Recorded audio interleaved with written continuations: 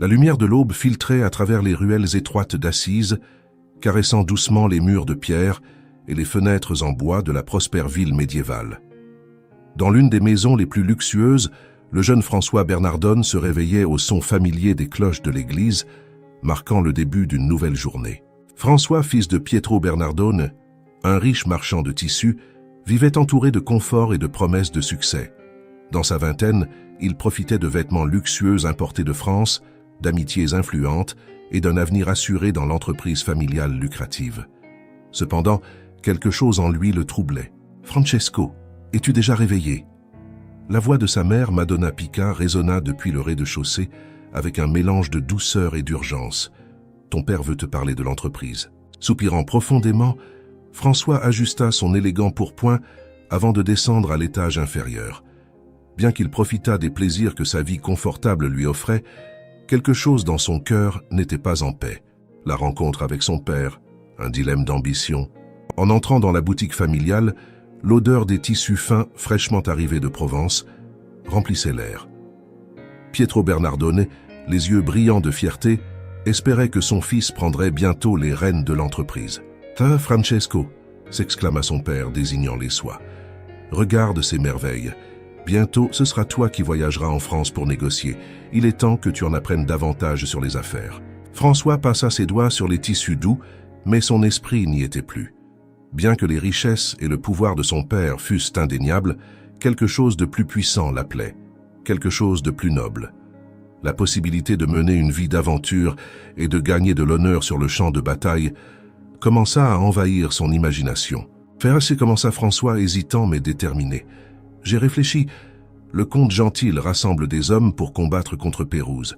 Peut-être est-ce une occasion de gagner de la gloire pour notre famille, de faire quelque chose de grand. » Pietro fronça les sourcils. « La guerre ? Bah, les affaires, mon fils, sont le véritable champ de bataille. Mais si tu as besoin de jouer au chevalier pendant un certain temps, vas-y. Va et gagne ton honneur. Quand tu reviendras, tu seras prêt pour ce qui compte vraiment. » La dure leçon de la captivité. François ne pouvait pas prévoir ce que sa décision lui apporterait. La bataille contre Pérouse fut un désastre. Son rêve tant attendu de gloire se transforma en une amère réalité lorsqu'il fut capturé et emprisonné. Enchaîné dans une cellule humide et sombre, entouré d'autres prisonniers abattus, François eut le temps de réfléchir sur sa vie et sur la véritable signification de la gloire. Les jours passaient lentement, et son corps ainsi que son âme commencèrent à faiblir. Pendant ce temps, au milieu de la fièvre qui l'affaiblissait, François commença à entendre une voix distincte. Ce n'était plus le vacarme des gardes ou le murmure de ses compagnons de cellule, mais quelque chose qui résonnait dans son cœur, l'appelant à une vie différente. Une nuit, dans un rêve, il vit un grand palais rempli d'armes. Chacune était marquée de la croix du Christ. Déconcerté, François demanda « Ces armes sont-elles pour moi et mes soldats ?» Et une voix céleste répondit « Oui, mais ces soldats ne sont pas terrestres. Ce sont des soldats du Christ. » Le retour à la maison, un cœur transformé. Quand François fut enfin libéré et rentra à Assise, il n'était plus le jeune insouciant qui était parti à la guerre. Ses amis, surpris, remarquèrent qu'il n'était plus l'âme des fêtes. Désormais, il passait de longues heures en prière et préférait la solitude. Quelque chose de profond avait changé en lui. Un jour, alors qu'il chevauchait aux abords de la ville, il rencontra un lépreux. Autrefois, François aurait ressenti de la répulsion et se serait éloigné, mais ce jour-là, sa réaction fut différente. Il descendit de son cheval, marcha vers l'homme malade et l'embrassa. À cet instant, il ressentit une paix qu'il n'avait jamais connue auparavant. Cette même nuit, son ami Bernardo lui rendit visite, inquiet de son changement. « Francesco, tu n'es plus le même depuis que tu es revenu de prison. Que t'est-il arrivé ?» Avec des yeux brillants et remplis de conviction, François répondit « J'ai trouvé quelque chose de plus précieux que tout l'or de mon père. Aujourd'hui, j'ai embrassé un lépreux, et je te jure que je n'avais jamais ressenti une telle paix. J'ai trouvé la véritable joie. » La rupture définitive avec son père. François poursuivit sa transformation intérieure, mais ce ne fut qu'après avoir vendu une partie des tissus de son père pour réparer l'église en ruine de San Damiano que le conflit avec Pietro Bernardone atteignit son paroxysme. Il avait entendu une voix lui dire « François, répare ma maison car comme tu le vois, elle tombe en ruine. » Bouleversé par cet appel, François se lança dans cette tâche avec ferveur. Furieux, Pietro affronta son fils publiquement sur la place du village, l'accusant de dilapider ses biens. « Francesco, as-tu perdu la raison? Crois-tu pouvoir jeter par-dessus bord tout ce que j'ai construit pour toi ?» Une foule se rassembla autour, attendant de voir comment se terminerait cette confrontation. Mais François, au lieu de reculer, fit quelque chose d'inattendu. Lentement, il se dépouilla de ses vêtements jusqu'à presque se retrouver nu, les plia soigneusement et les déposa aux pieds de son père. « Père, dit-il calmement, jusqu'à aujourd'hui je t'ai appelé Père sur terre. Désormais je peux dire avec toute confiance, notre Père qui êtes aux cieux, car en lui j'ai placé tout mon trésor et mon espoir. » L'évêque Guido, ému par la scène, couvrit François de son manteau, reconnaissant publiquement sa renonciation aux biens matériels et son dévouement total à Dieu. La naissance d'une fraternité, un nouveau chemin en temps de crise. Au milieu de l'agitation que vivait l'Église à cette époque, François d'Assise émergeait comme une figure singulière, tandis que d'autres se concentraient sur les disputes théologiques et le pouvoir terrestre. François proposait un retour radical aux racines de l'Évangile. L'Église, à bien des égards, était piégée dans sa propre splendeur et ses structures politiques.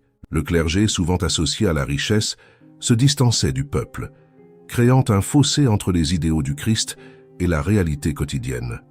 C'était une époque de division, à la fois interne et externe, avec les croisades en cours et des mouvements hérétiques défiant l'autorité papale. Mais au milieu de cette crise, un jeune marchand proposait quelque chose de très différent. François, ayant renoncé à toutes ses richesses terrestres, commença à attirer d'autres personnes qui, comme lui, ressentaient le besoin d'une vie plus authentique, plus proche du message originel du Christ. Ses premiers disciples n'étaient pas des personnes de pouvoir ou d'influence, mais de jeunes gens qui voyaient dans sa vie une clarté qui contrastait avec la décadence qu'ils percevaient souvent dans l'Église de leur temps. Peu à peu, d'autres jeunes se joignirent à lui, formant ce qui serait plus tard connu sous le nom de la Fraternité des Frères Mineurs. Bernardo de Quintaval, son ami et ancien compagnon de fête, fut le premier à le suivre. Ensemble, ils partageaient le même idéal, une vie de pauvreté radicale, de service aux autres et une profonde joie dans la simplicité. Cependant, l'arrivée de nouveaux frères ne fut pas facile. François et ses compagnons se heurtaient à l'incompréhension de beaucoup. Certains les voyaient comme des mendiants imprudents qui rejetèrent le progrès. D'autres, même au sein de l'Église, les considéraient comme une menace. Vivre sans possession, sans sécurité financière et dépendre uniquement de la charité était vu par certains comme une folie. La tension avec le clergé, le défi de la simplicité. Au sein de l'Église, l'attitude de François créait des divisions. D'une part, son humilité et sa fidélité à l'Évangile touchaient profondément beaucoup de gens, mais d'autres le voyaient avec méfiance. Les clercs, plus aisés, craignaient que son mode de vie soit une critique implicite de la richesse accumulée par certains au sein de l'Église. À une époque où le pouvoir ecclésiastique se mesurait souvent à l'éclat des temples et aux terres possédées, la proposition de François d'une vie sans biens matériels et son refus d'accepter de l'argent contrastaient radicalement avec la voie que l'Église institutionnelle suivait. Un épisode notable eut lieu lorsque certains cardinaux, ayant entendu parler du mouvement de François, remirent en question sa viabilité. Comment ces hommes peuvent-ils prétendre vivre uniquement de l'Évangile, sans propriété ni richesse? N'est-ce pas une utopie? Demandèrent-ils un jour lors d'une réunion à Rome. La tension montait, et beaucoup au sein de la hiérarchie voyaient François et ses disciples comme des idéalistes déconnectés de la réalité. Cependant, François ne se laissait pas intimider. Il savait que l'approbation papale était cruciale pour protéger sa fraternité des persécutions possibles. Malgré les obstacles, il décida de se rendre à Rome avec certains de ses frères pour demander la bénédiction du pape Innocent III. Le pape, bien que d'abord hésitant, fut impressionné par l'humilité et le zèle de François.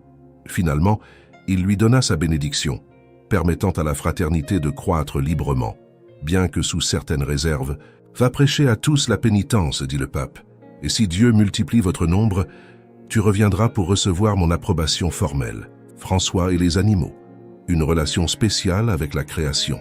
François ne prêchait pas seulement avec des mots, mais aussi avec son amour profond pour la création.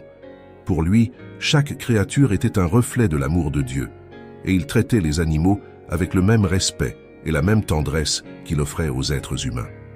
Cet amour pour la nature se manifestait dans de nombreux épisodes qui, avec le temps, sont devenus des légendes.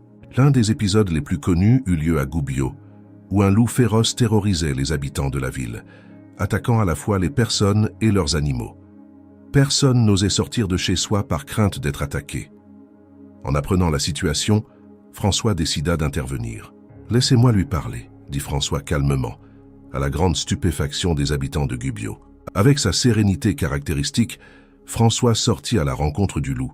Lorsqu'il le vit, au lieu de reculer, il tendit la main et lui parla doucement. « Frère loup, je sais que tu as causé beaucoup de mal, mais tu l'as fait par faim. Viens, faisons un pacte de paix. » À la stupéfaction de tous ceux qui assistaient à la scène, le loup, au lieu d'attaquer, s'approcha docilement de François, inclinant la tête en signe de respect. François lui proposa de cesser d'attaquer les gens, et en échange, les habitants de Gubbio le nourriraient. Le loup accepta le pacte et à partir de ce jour, il devint un compagnon des habitants du village, vivant paisiblement parmi eux. Cet épisode ne montra pas seulement la profonde connexion de François avec la création, mais aussi sa capacité à transformer la peur en confiance, la violence en paix. Le sermon aux oiseaux, une prédication pleine de vie. Un autre épisode qui reflète la relation spéciale de François avec les animaux est le fameux sermon aux oiseaux. Un jour, alors qu'il marchait avec certains de ses frères, François vit un grand groupe d'oiseaux posés dans les arbres et sur le sol autour de lui. Ému par une profonde joie, il s'arrêta et commença à leur prêcher. « Mes sœurs les oiseaux, dit François avec sa douceur habituelle, vous devez remercier votre Créateur, car il vous a donné la liberté de voler, il vous a donné de l'air pur, de la nourriture et de beaux chants pour égayer le monde. Louez Dieu qui prend soin de vous. » Ce qui fut le plus surprenant dans ce sermon, ce ne furent pas les paroles de François, mais la réaction des oiseaux. Au lieu de s'envoler, ils restèrent immobiles, écoutant attentivement pendant qu'il parlait. C'était comme s'ils comprenaient son message, comme s'ils ressentaient la profonde connexion spirituelle que François avait avec eux. Lorsqu'il eut terminé de parler, les oiseaux s'envolèrent dans un spectacle glorieux, comme un chœur de gratitude envers leur prédicateur. Cet épisode, avec tant d'autres liés à ses interactions avec les animaux, cimenta l'idée que François ne prêchait pas seulement aux humains, mais à toute la création. Pour lui, les animaux, les plantes, les rivières et les montagnes étaient frères et sœurs, tous faisant partie de la grande famille de Dieu. La fraternité grandit. Le défi de maintenir la simplicité, à mesure que la fraternité de François grandissait, les défis augmentaient également. Avec chaque nouveau frère qui rejoignait la communauté, il devenait de plus en plus difficile de maintenir leurs règles de vie simples et humbles. Certains frères, en particulier ceux issus de familles aisées, avaient du mal à embrasser pleinement la pauvreté radicale exigée par François. Un jour, un frère nouvellement arrivé, qui avait été noble avant de rejoindre la fraternité, apparut à la Porziuncola vêtu d'un habit neuf, fait d'un tissu bien plus fin que celui que portaient les autres frères. François, toujours observateur, le regarda avec compassion mais aussi avec inquiétude. « Mon frère, lui dit-il doucement, qu'as-tu fait? Tu as échangé l'époux céleste contre un morceau de tissu. » Le frère honteux baissa la tête et demanda « Que dois-je faire, Père François ?» Avec sa tendresse et sa fermeté habituelle, François répondit « Viens avec moi au marché. » Quand ils arrivèrent, ils trouvèrent un mendiant tremblant de froid. François, sans hésiter, dit au frère « Donne ton nouvel habit à ce frère. Il en a plus besoin que toi. » Le frère, ému par cette leçon d'humilité, offrit son habit sans hésitation. Et à partir de ce moment-là, il embrassa pleinement la pauvreté que François prêchait. Pour François, la véritable richesse ne se trouvait pas dans les biens matériels, mais dans la liberté qui vient de la dépendance totale à la providence divine. Le travail manuel, un service à Dieu et aux autres. Bien qu'il vivait dans la pauvreté et dépendait de la charité pour leur subsistance, François insistait sur le fait que ses frères devaient travailler pour gagner leur pain. Le travail, selon lui, non seulement éloignait l'oisiveté, mais les gardait également connectés à la réalité des plus pauvres, qu'ils servaient. Cependant, François avait une mise en garde claire. Nous ne devons jamais travailler d'une manière qui éteigne l'esprit de prière et de dévotion. Un jour, les frères travaillaient dans le champ d'un paysan local, aidant à labourer la terre. À la fin de la journée, le paysan, reconnaissant, offrit à François un paiement pour leur aide. François, avec son sourire habituel, refusa l'argent avec douceur. « Vraiment, dit François, je ne saurais quoi faire de cela. L'argent pour nous est comme les pierres du chemin. » Le paysan perplexe demanda « Alors que puis-je vous donner ?»« Un morceau de pain pour aujourd'hui, et ta bénédiction seront plus que suffisants. » Pour François, le travail manuel était une forme de service, non seulement aux gens, mais aussi à Dieu. Chaque tâche, aussi simple ou difficile soit-elle, devait être accomplie avec amour et gratitude, car à travers elle, les frères se rapprochèrent du souffrance et de l'humilité du Christ.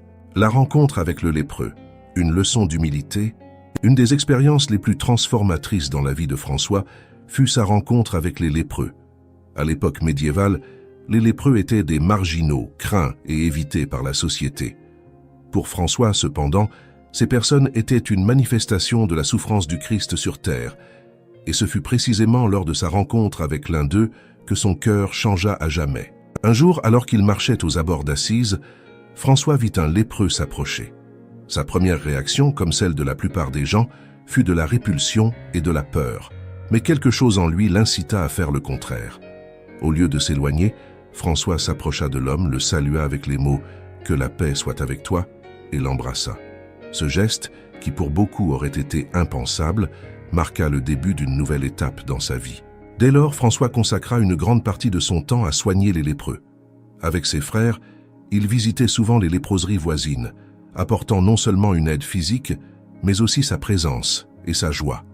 Pour lui, chaque lépreux qu'il lavait, chaque plaie qu'il bandait était un acte de service direct à Christ. Une fois, un jeune novice qui accompagnait François lors d'une de ses visites à la léproserie se sentit submergé par l'odeur et la vue des plaies ouvertes. François, toujours patient, remarqua l'inconfort du jeune homme et l'emmena à part. « Frère, lui dit-il doucement, que vois-tu lorsque tu regardes ces plaies ? »« Je vois de la douleur et de la maladie, » répondit le novice honnêtement. François le regarda avec compassion et lui dit « Moi je vois le Christ dans ces plaies. Chaque bandage que tu changes, chaque plaie que tu nettoies, c'est à lui que tu es en train de servir. » Avec ces mots, le novice comprit la profondeur de l'enseignement de François. Voir au-delà des apparences et trouver Dieu dans la souffrance des autres. La musique et la joie, un baume pour l'âme. François voyait toujours la vie comme un chant de louange à Dieu, et il n'y avait pas de meilleure manière d'exprimer cette gratitude que par la musique. Bien que sa vie fût simple et pleine de difficultés, François ne perdait jamais sa joie. Souvent, lorsqu'il visitait les lépreux ou les pauvres, il apportait avec lui son petit luth, et tandis qu'il lavait les plaies ou partageait le pain, il chantait. « Mes frères, disait-il souvent, la musique est un remède pour l'âme.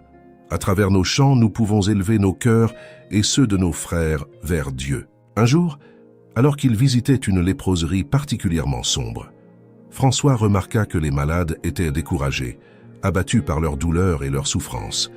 Il décida que ce dont ils avaient le plus besoin, ce n'était pas seulement des bandages et des médicaments, mais un peu de joie. Il prit son luth et commença à chanter des louanges à Dieu, invitant les malades à se joindre à lui.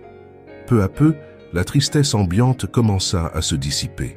Les malades, dont certains pouvaient à peine bouger, commencèrent à sourire et à suivre le rythme de la musique.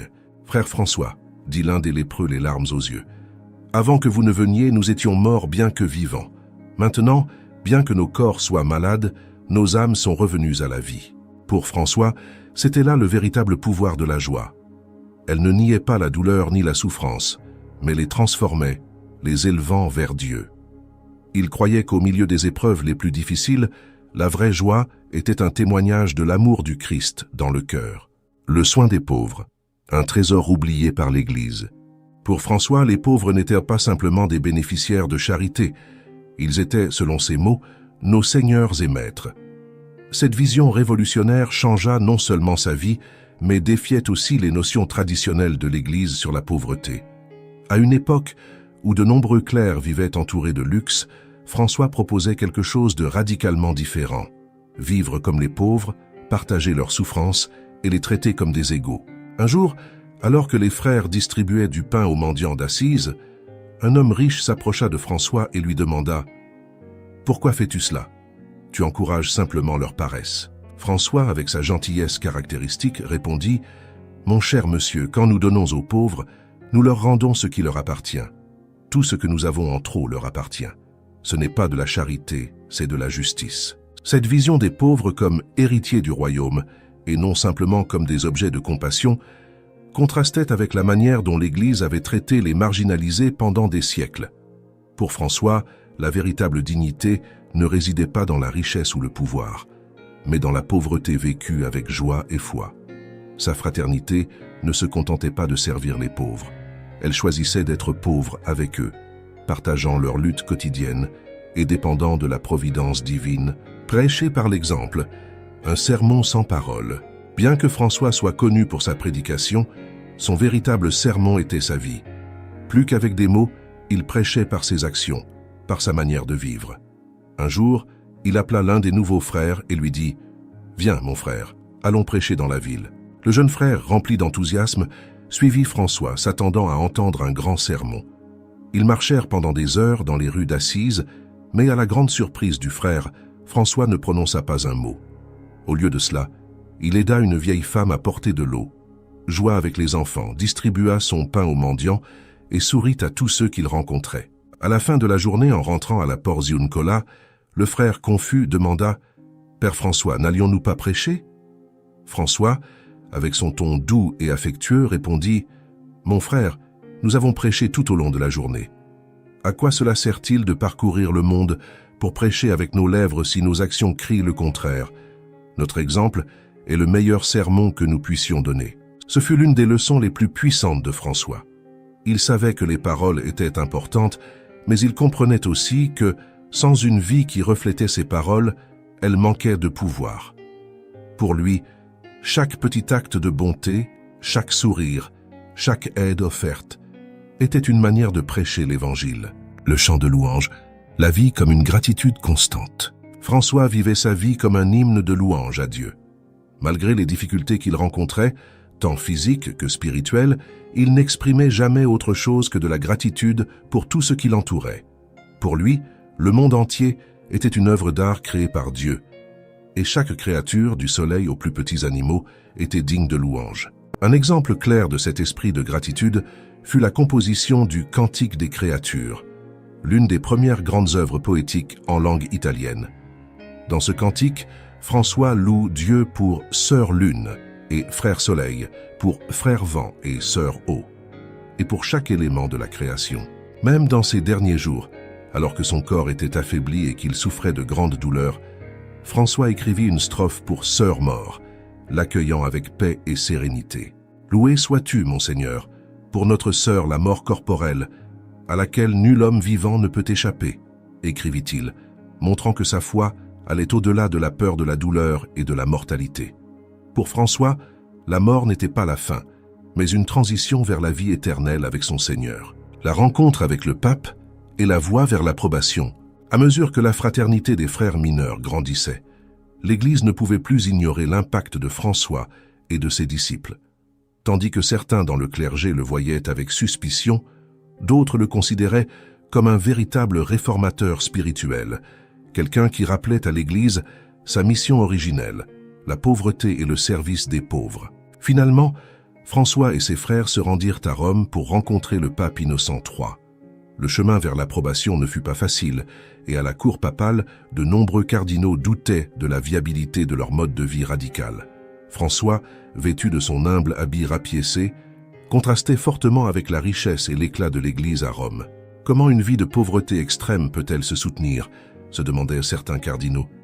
N'est-ce pas une menace pour la stabilité de l'Église? Cependant, François ne cherchait pas la confrontation.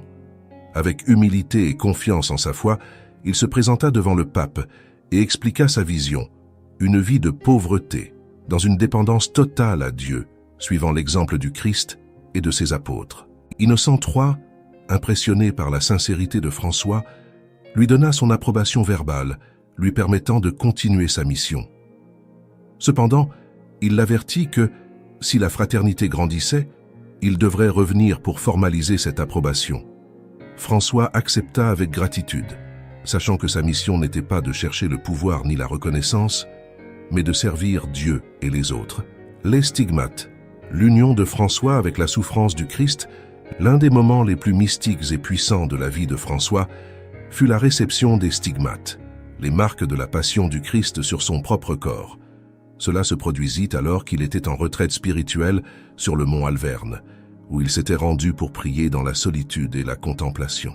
Pendant ce temps, François eut une vision dans laquelle il vit un séraphin crucifié, une image qui combinait la souffrance du Christ avec la gloire céleste.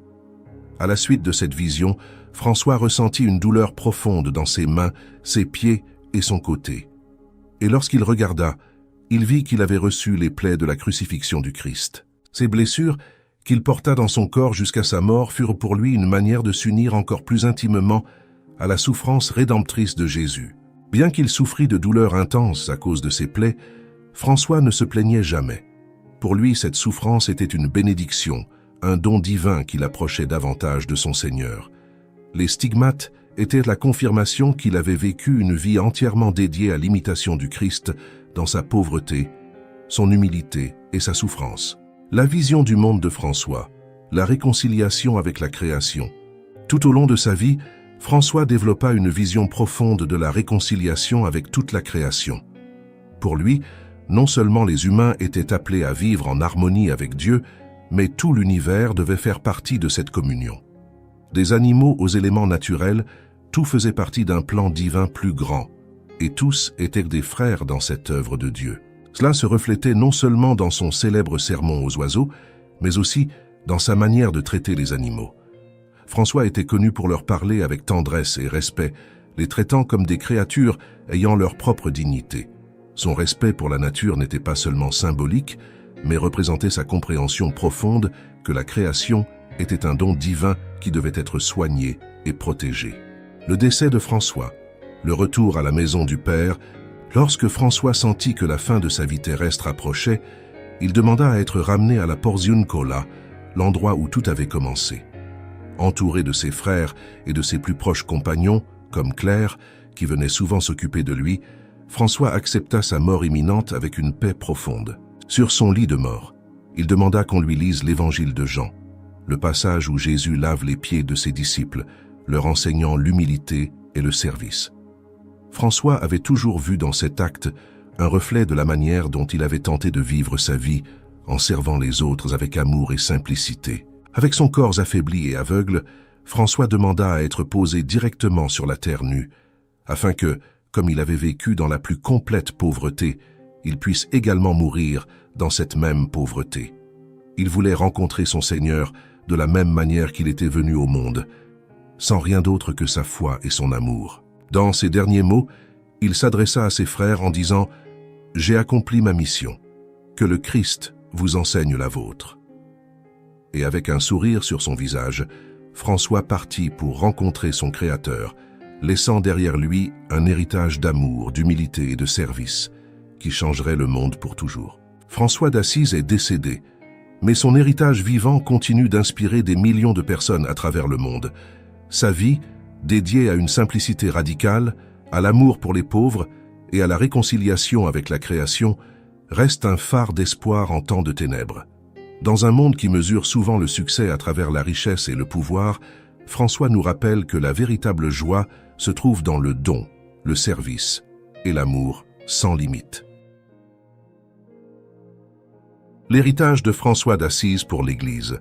L'héritage de François d'Assise a profondément marqué l'Église catholique et le monde entier, influençant de nombreux aspects de la spiritualité chrétienne et offrant une nouvelle perspective sur la relation entre l'être humain, Dieu et la création. François n'était pas simplement un réformateur au sein de l'Église. Sa vie et ses enseignements ont transcendé son époque et son lieu, impactant profondément la manière dont les chrétiens vivent et pratiquent leur foi encore aujourd'hui. L'un des plus grands héritages de François est son insistance sur la pauvreté radicale. À une époque où l'Église était de plus en plus associée au pouvoir et à la richesse, François a replacé au centre du message évangélique la simplicité et la pauvreté du Christ. Pour lui, la pauvreté n'était pas simplement une absence de biens matériels, mais une libération spirituelle. En vivant sans possession, les frères franciscains dépendaient entièrement de la providence de Dieu et se rapprochaient davantage de la souffrance des plus pauvres, expérimentant ainsi une communion plus profonde avec eux. François a également reconfiguré la relation entre l'être humain et la création. Sa vision d'une fraternité universelle où tous les êtres vivants, des animaux aux éléments de la nature, étaient traités comme des frères et sœurs, était révolutionnaire pour son époque. Dans son Cantique des créatures, François célèbre la création de Dieu non seulement comme un reflet de la grandeur divine, mais comme quelque chose de sacré en soi, digne d'amour et de respect. Cette approche écologique reste pertinente aujourd'hui, surtout dans un monde de plus en plus préoccupé par la crise environnementale. Sur le plan spirituel, François a mis l'accent sur une foi vivante et incarnée, centrée sur l'imitation du Christ. Pour lui, l'Évangile n'était pas simplement un ensemble de doctrines à comprendre intellectuellement, mais une manière de vivre. Cela se reflétait dans sa propre vie de service aux pauvres, aux malades et aux marginaux. Par son exemple, François a inspiré des générations à suivre l'Évangile de manière radicale, cherchant le Christ non dans les palais de pouvoir, mais dans les rues, parmi les démunis et les malades. Sa vision a réformé l'Église de l'intérieur, lui rappelant sa mission originelle, servir et aimer les plus pauvres et les plus nécessiteux. L'ordre franciscain, fondé sur ces principes, reste l'un des plus grands et des plus actifs dans le monde, poursuivant le travail de François dans les hôpitaux, les paroisses et les missions, toujours avec un accent sur les pauvres. François a également laissé un héritage dans son amour pour la paix. À une époque de croisades et de violences religieuses, François a osé franchir les lignes ennemies pour dialoguer avec le sultan, démontrant que la paix et la compréhension étaient possibles même en temps de conflit. Son message de réconciliation et de non-violence continue d'inspirer des mouvements de paix dans le monde entier. Enfin, sa vie fut un témoignage vivant de l'humilité, rappelant à l'Église que le véritable pouvoir ne réside pas dans les hiérarchies ou les richesses, mais dans le service désintéressé. Sa phrase célèbre « Prêche l'Évangile en tout temps » et lorsque cela est nécessaire, utilise des mots, résume l'essence de son approche. Une vie vécue comme le meilleur sermon. Aujourd'hui, la figure de saint François reste vénérée comme un saint de la paix, de la pauvreté et de la fraternité universelle. Le pape François, le premier pontife à adopter son nom, a cité le saint comme une inspiration clé pour son pontificat, notamment dans ses enseignements sur la pauvreté et l'environnement, comme dans l'encyclique Laudato Si, qui tire son nom du Cantique des créatures. Phrase célèbre de François d'Assise. Tout au long de sa vie, François a partagé de nombreuses paroles pleines de sagesse qui résonnent encore aujourd'hui. Ces phrases reflètent sa profonde spiritualité et son amour pour le Christ et la création. Prêche l'Évangile en tout temps, et lorsque cela est nécessaire, utilise des mots. Cette phrase résume l'idée que la foi doit être vécue plus par les actions que par les discours. Pour François, le témoignage de vie était la manière la plus efficace de prêcher l'Évangile. Commence par faire ce qui est nécessaire, puis fais ce qui est possible, et soudain tu te retrouveras à faire l'impossible. Avec cette phrase, François nous invite à faire confiance à la providence et à la capacité humaine d'accomplir de grandes choses, en se concentrant d'abord sur la première étape. Ce que tu fais peut être le seul sermon que certaines personnes entendront aujourd'hui. Cette expression reflète sa conviction que chaque acte de bonté est une forme de communication du message de Dieu. L'homme doit trembler, le monde doit vibrer, tout le ciel doit être profondément ému lorsque le Fils de Dieu apparaît sur l'autel dans les mains du prêtre. Dans cette phrase, François révèle son amour pour l'Eucharistie et la solennité avec laquelle il abordait le mystère du Christ présent en elle. N'hésitez pas à me dire si vous souhaitez que je continue la traduction. Prière de François d'Assise. Parmi ses nombreuses contributions spirituelles, François composa certaines des prières les plus belles et profondes de l'histoire du christianisme.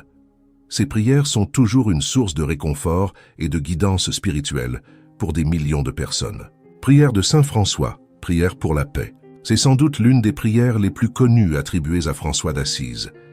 Elle reflète son désir profond d'être un instrument de la paix de Dieu dans un monde divisé. Seigneur, fais de moi un instrument de ta paix. Là où il y a de la haine, que je mette l'amour. Là où il y a de l'offense, que je mette le pardon. Là où il y a du doute, que je mette la foi. Là où il y a du désespoir, que je mette l'espérance. Là où il y a des ténèbres, que je mette la lumière. Là où il y a de la tristesse, que je mette la joie. Ô Maître divin, fais que je ne cherche pas tant à être consolé qu'à consoler, à être compris qu'à comprendre, à être aimé qu'à aimer. Car c'est en donnant qu'on reçoit, c'est en pardonnant qu'on est pardonné. C'est en mourant qu'on est à la vie éternelle. Cantique des créatures. Cette prière est un hymne à Dieu à travers toute la création, montrant le profond respect de François pour la nature et son amour pour le Créateur. Très haut, tout-puissant, bon Seigneur, à toi sont les louanges, la gloire et l'honneur et toute bénédiction. Loué sois-tu, mon Seigneur, avec toutes tes créatures, spécialement Messire Frère Soleil, qui est le jour, et par lui tu nous illumines. Il est beau et rayonnant avec une grande splendeur. De toi très haute, il porte signification. Loué sois-tu, mon Seigneur, pour Sœur Lune et les étoiles, dans le ciel tu les as formées claires, précieuses et belles. Loué sois-tu, mon Seigneur, pour Frère Vent, et pour l'air et le nuage et le ciel serein et tout temps, par lesquels à tes créatures tu donnes soutien. Loué sois-tu, mon Seigneur, pour Sœur Eau, qui est très utile et humble et précieuse et chaste. Loué sois-tu, mon Seigneur, pour Frère Feu, par lequel tu illumines la nuit, il est beau et joyeux et vigoureux et fort. Loué sois-tu, mon Seigneur, pour Sœur notre Mère Terre, qui nous soutient et nous gouverne, et produit divers fruits, avec les fleurs colorées et l'herbe. Loué sois-tu, mon Seigneur, pour ceux qui pardonnent par amour pour toi, et supportent maladie et tribulation. Bienheureux ceux qui les supportent en paix, car de toi, très haut, ils seront couronnés. Loué sois-tu, mon Seigneur, pour notre sœur la mort corporelle, à laquelle nul homme vivant ne peut échapper. Malheur à ceux qui meurent en péché mortel. Bienheureux ceux qu'elle trouvera dans ta très sainte volonté, car la mort seconde ne leur fera point de mal. Louez et bénissez mon Seigneur, et rendez-lui grâce, et servez-le avec grande humilité.